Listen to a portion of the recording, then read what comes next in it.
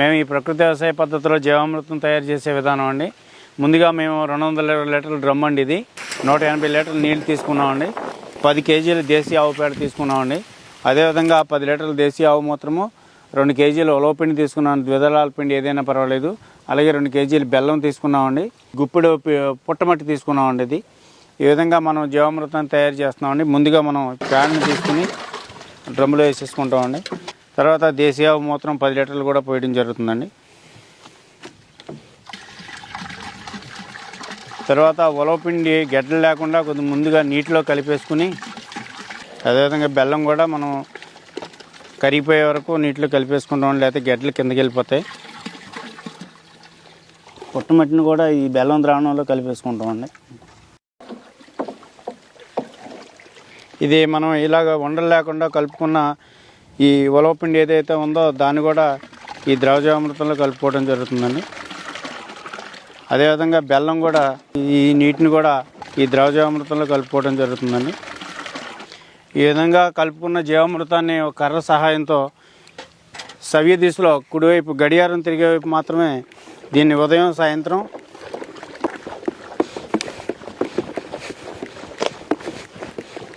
సవ్య దిశలో ఉదయం 10 నిమిషాలు, సాయంత్రం 10 నిమిషాలు తిప్పుకోవడం జరుగుతుందండి. ఈ విధంగా తయారు చేసుకున్న జీవామృతంపై ఒక గోనె సంచితో కప్పి ఉంచుకోవాలండి. ఎంచేత అంటే ఇది కప్పకపోతే సూర్యరశ్మి వల్ల ఇందులో ఉన్న సూక్ష్మజీవులన్నీ కూడా చనిపోవడం జరుగుతుందండి. ఇది మనకి 4 రోజులకి తయారవుతుందండి. 9 రోజుల లోపల వాడుకోవాలండి, లేకపోతే అందులో ఉన్న బ్యాక్టీరియా చనిపోతుంది.